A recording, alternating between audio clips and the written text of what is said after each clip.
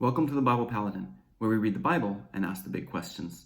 Today, we'll be starting our study of one of the most well-known stories in the Old Testament, the tale of Noah and the flood.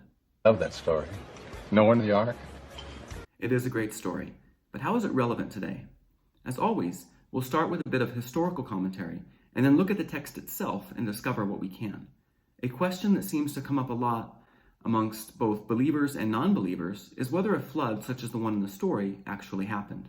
When we look at it as a mythological story with historical influences, it is easy to see how a major flood could be seen as a world-ending event and serve as a great setting to talk about God's power and punishment. After all, the known world, the populated world, wasn't that big yet. Floods were not uncommon, especially since settling near water was essential for survival. Floods were important for crops, but could also spell disaster. For those who view this as a literal account, there is also many who point to the fact that almost every culture throughout the ancient world tells the story of a major flood. The Genesis account is often compared to flood stories of other Mesopotamian cultures, such as the Atrahasis or Gilgamesh.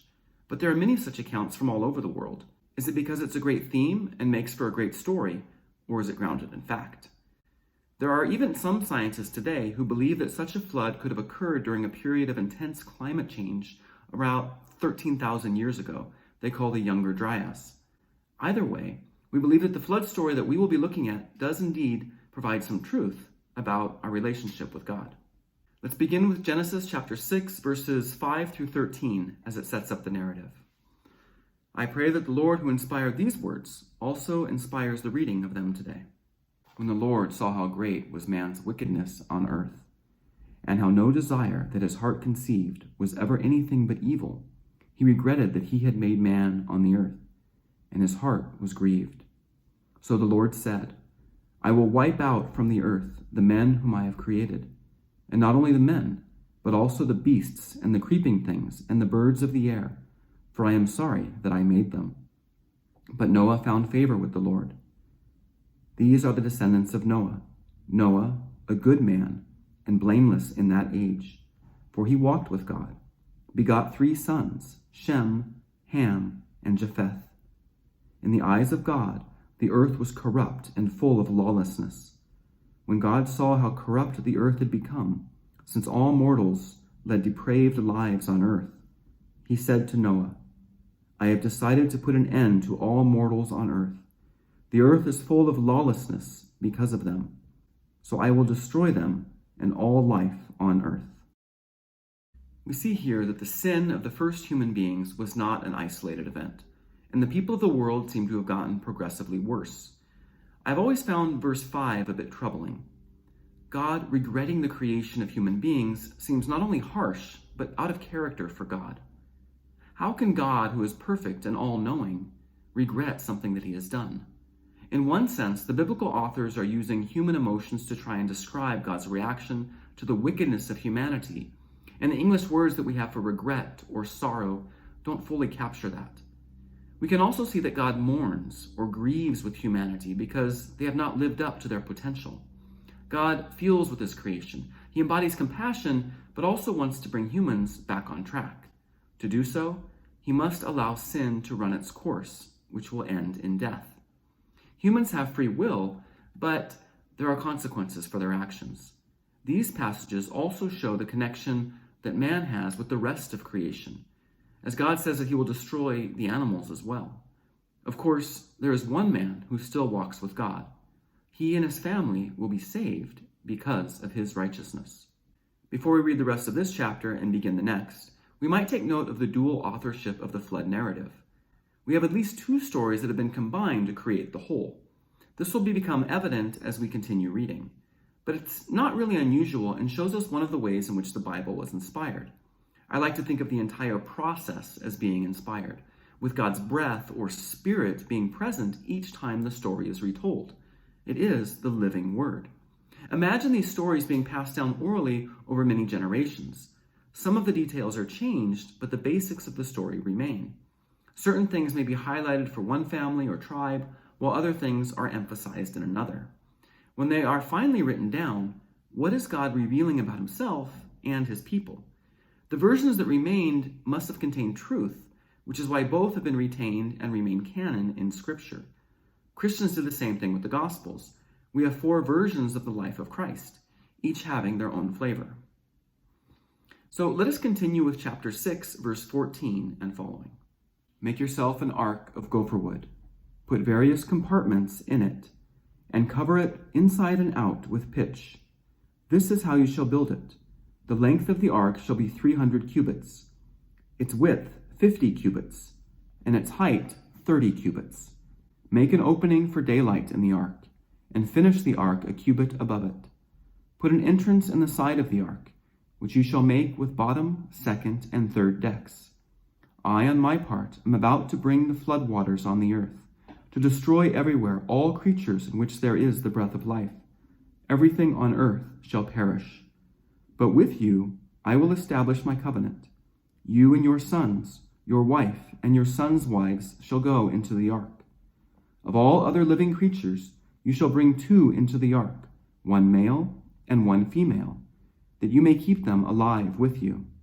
Of all kinds of birds, of all kinds of beasts, and of all kinds of creeping things, 2 of each shall come into the ark with you to stay alive. Moreover, you are to provide yourself with all the food that is to be eaten and store it away, that it may serve as provisions for you and for them. This Noah did. He carried out all the commands that God gave him. First, we are given the plans for the ark. 2 questions might come up for the detail-oriented. What's gopher wood and what's a cubit? Apparently, this is the only time that gopher wood appears in the Bible, or pretty much anywhere. Was it from a tree that later became extinct? Was it a type of cypress, a wood most commonly used for shipbuilding during this era? We really don't have enough information.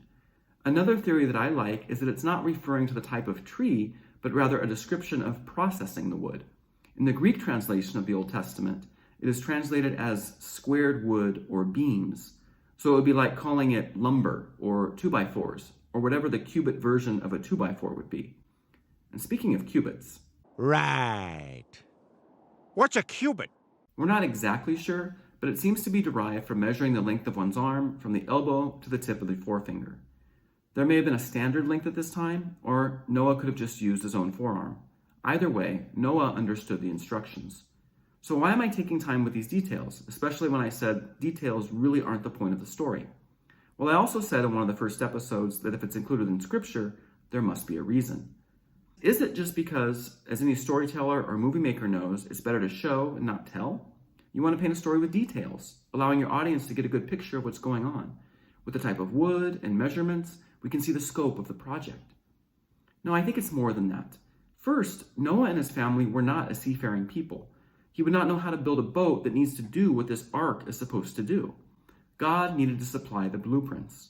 Secondly, God's command and instructions are important. Just as in the creation story, God speaks and things happen. In this case, God is allowing it to be carried out by a person, which we will see happen time and time again.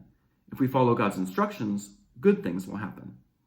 And thirdly, the story foreshadows the construction of another ark, the Ark of the Covenant and the sanctuary or tabernacle in which it will be kept. Those instructions are also very specific, indicating the type of wood and other materials, as well as the exact measurements in cubits that are to be used. The Ark of Noah, like the Ark of the Covenant, will be carrying some very precious cargo. Verse 17 is the first time that God lets us know how he's going to be destroying his creation, with a flood. But the next verse also tells us that he will be establishing a covenant with Noah. We are reassured that something good and new will come out of this. Just like in the creation story, God brings goodness and order out of chaos. This is the first mention of a covenant in the Bible, and we will find out what this looks like once the flood is over. We're also told that Noah's wife, his sons, and their wives will also be joining him. This detail is often overlooked in the many cartoons that depict this story, but it is very crucial. God is preserving this family, which will not just be important for repopulating the earth, but also points to the importance of family, which is really the foundation for all the stories in Genesis. The couples theme continues with 2 of each animal, and notice how the description of animals echoes that of the creation story, distinguishing birds, beasts of the earth, and those that crawl on the ground. I've always wondered about those who crawl on the ground Is he talking about reptiles, rodents, bugs, or maybe all of them? Notice also the animals of the sea are not mentioned. They should be doing just fine during the flood. But let's not forget that they need to be fed. The author retains the tradition that neither man nor animal eats meat at this point, so Noah is told to provide and store food for himself and for the animals. The last line is also very important. Noah complied. He did just as God commanded him. This is, of course, why Noah was chosen. He obeys God. We will continue with the beginning of chapter 7, and as mentioned before, this illustrates the inclusion of another version of the flood story. We see that it is a bit more specific with some details regarding the animals. Then the Lord said to Noah, "Go into the ark, you and all your household, for you alone in this age have I found to be truly just. Of every clean animal, take with you 7 pairs, a male and its mate, and of the unclean animals, 1 pair, a male and its mate. Likewise, of every clean bird of the air, 7 pairs, a male and a female, and of all the unclean birds, 1 pair, a male and a female. Thus you will keep their issue alive over all the earth. 7 days from now, I will bring rain down on the earth for 40 days and 40 nights. And so I will wipe out from the surface of the earth every moving creature that I have made." Noah did just as the Lord had commanded him. We are told that Noah is to take 7 pairs of the clean animals and 1 pair each of the unclean animals, as well as 7 pairs of each bird to ensure that they all live. We can interpret this in a couple of ways. Even though the law with its distinction of clean and unclean animals was not revealed until later in Israel's history, it could have been assumed that people already had some knowledge of this difference, or at least those hearing the story would know. The author might not have been aware of the tradition that man was still a vegetarian at this time, and the extra clean animals were to serve as food for Noah and his family. But a more likely explanation was that they would be the sacrifice to God once the flood was over. We don't want to sacrifice the last of a species. In the next chapter, we are told that Noah sacrifices 1 of every clean animal and clean bird once the ground is dry. Looking back to the verses we just read, we're also told the length of time that it will rain, 40 days and 40 nights. 40 will be one of those significant numbers in the Bible. This section also ends with the affirmation that Noah complied just as God commanded. Let us continue this narrative with the flood itself. Noah was 600 years old when the floodwaters came upon the earth. Together with his sons, his wife, and his sons' wives, Noah went into the ark because of the waters of the flood. Of the clean animals and the unclean, of the birds and of everything that creeps on the ground, 2 by 2, male and female, entered the ark with Noah, just as the Lord had commanded him. As soon as the 7 days were over, the waters of the flood came upon the earth. In the 600th year of Noah's life, in the 2nd month, on the 17th day of the month, it was on that day that all the fountains of the great abyss burst forth, and the floodgates of the sky were opened. For 40 days and 40 nights heavy rain poured down on the earth. On the precise day named, Noah and his sons Shem, Ham, and Japheth, and Noah's wife, and the 3 wives of Noah's sons had entered the ark, together with every kind of wild beast, every kind of domestic animal, every kind of creeping thing of the earth, and every kind of bird. Pairs of all creatures in which there was the breath of life entered the ark with Noah.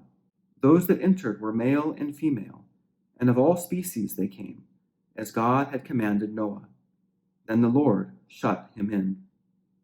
The flood continued upon the earth for 40 days. As the waters increased, they lifted the ark, so that it rose above the earth. The swelling waters increased greatly, but the ark floated on the surface of the waters. Higher and higher above the earth rose the waters, until all the highest mountains everywhere were submerged, the crest rising 15 cubits higher than the submerged mountains. All creatures that stirred on earth perished, birds, cattle, wild animals, and all that swarmed on the earth, as well as all mankind. Everything on dry land, with the faintest breath of life in its nostrils, died out. The Lord wiped out every living thing on earth, man and cattle, the creeping things and the birds of the air. All were wiped out from the earth. Only Noah and those with him in the ark or left. First, we read that God tells Noah what to do, and then what God intends to do. Now, everything as commanded takes place just as it was told. God's word comes to fruition. In verse 4, God told Noah that this would come to pass in 7 days. And we are told in verse 10 that it occurred exactly when God said it would. The description of the floodwaters recalls the understanding that we have from the creation story, that there are reservoirs of water above the sky, as well as the basin of water or oceans under the earth. We are told that the water comes from both those places, as one might imagine how a hurricane would occur. We hear again refrains of what was said to happen and what does happen, and are shown the impact of the flood as it rises above the mountains. We're reminded a couple of times that all the animals contain the breath of life. Those with Noah survived, but those left on the earth did not. God sacrificed most of his creation, which we are told was good, which had God's breath in them, in order to establish a covenant and begin things anew. I think this is a good place to stop regarding the critical analysis of the text. So, what does it say to us from an inspirational perspective? The first thing that comes to mind as I read these chapters is that God also suffers when we turn away from him. We are not told that God is angry, but rather that he feels bad for creation. His heart was troubled. He even blames himself. Just as we are connected to the earth and all its life, God is connected to us and wants what's best for us. And while the desire of God is for us to flourish, he is also a God of justice. He let humans do as they wanted until it was too much to bear. At that point, most of the population was already headed for destruction. Just as when Adam and Eve ate of the fruit that was forbidden, they were told that the consequence would be death. Now mankind has continued to walk away from God, and they will also suffer the same fate. Connected to this idea is that even in the midst of tragedy, God finds a way to preserve his own. Noah and his family represent those who are faithful. Humanity, and by extension, we as individuals, are always given another chance. We can choose to do good and follow the path that God desires for us, or we can choose to turn away. How do we know which is the right path? It is by listening to God as Noah did, and following through with God's plan. The plan may not make sense to us at the time, but God has his reasons. A traditional Christian interpretation of this story is that the ark represents the church, and those who enter it will be saved. The message is still the same. God gives us a chance, and ultimately we are free to choose. If we want to be part of God's crew, he will steer us to dry shores. Thank you for joining me, and I do hope that you have learned something, and perhaps will share with others your own understanding of the sacred scriptures. Next time, we will continue to read and explore the story of Noah. Until then, listen to God's message and do good.